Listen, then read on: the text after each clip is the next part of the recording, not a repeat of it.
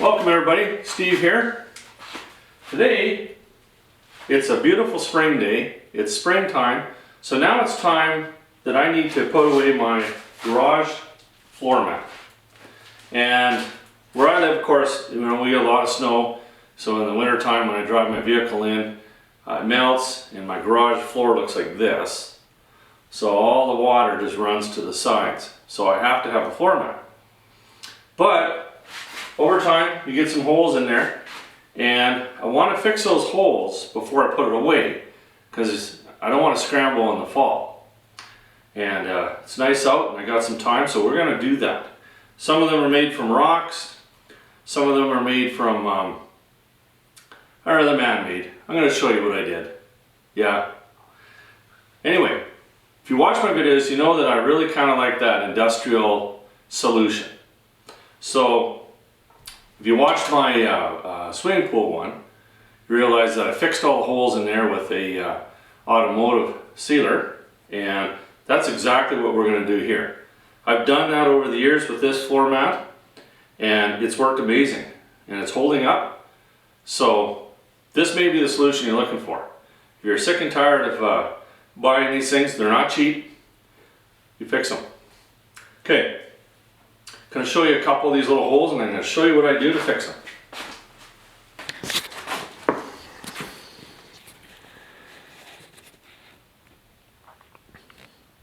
So these ones here are just caused by the little tiny rocks. They're pretty minor, easy to fix. But then I've got a lot of these. And yep, those are my fault. Welder sparks. And maybe that needs to be the moral of the video.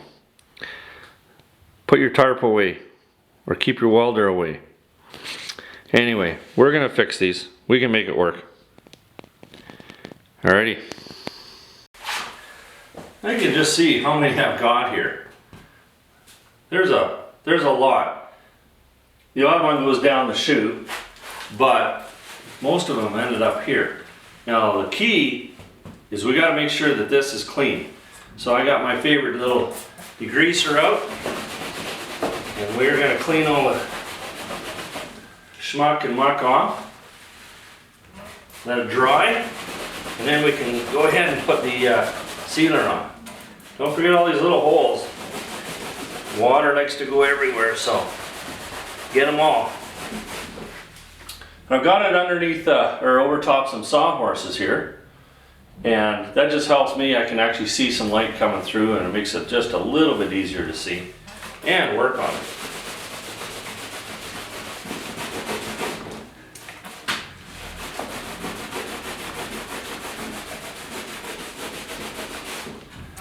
Wow, there's a lot.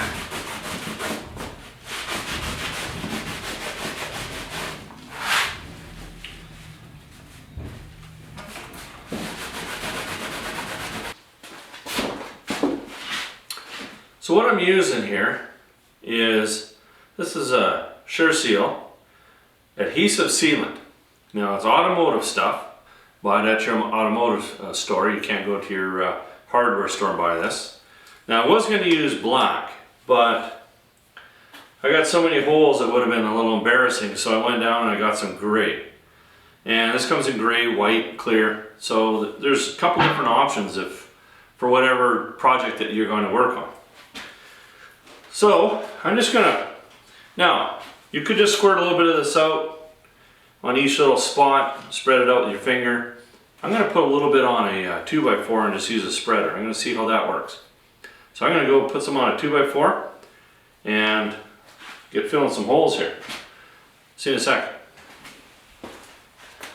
So I'm just using a little spreader here. Get it nice and flat. Now if you don't have a spreader this wide, all I do is buy the bigger ones, and then I just cut those, make it fit. That's a little nicer than using your finger. You may have to go both ways.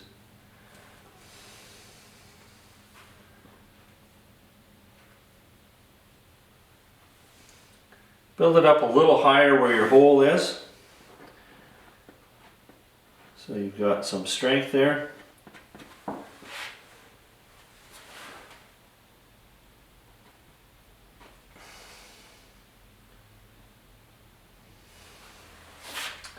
All right, I have got a gazillion holes here, so I'm going to continue on,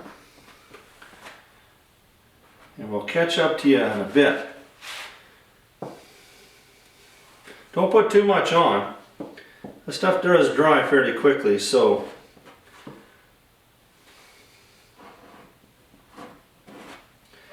and you just use the spirits to clean it up. I use lacquer thinner.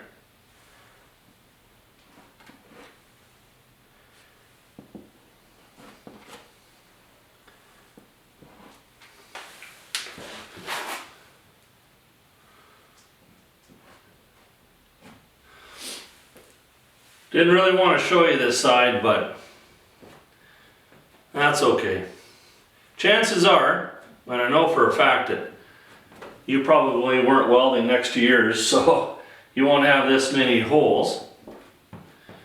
Now, let's say you do something really stupid, like catch the tarp on fire and burn a big hole in it. Now, I haven't done that, but I'd like to think ahead.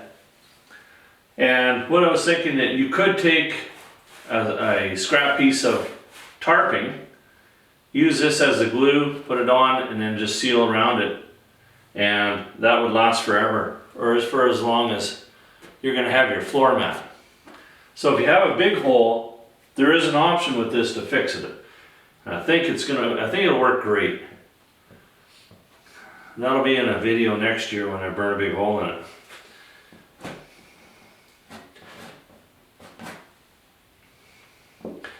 Now, I know this is extreme. You might say, well, maybe it's time for a new tarp, but not very much difference between one hole and 100. Just an extra half hour's worth of work, that's all.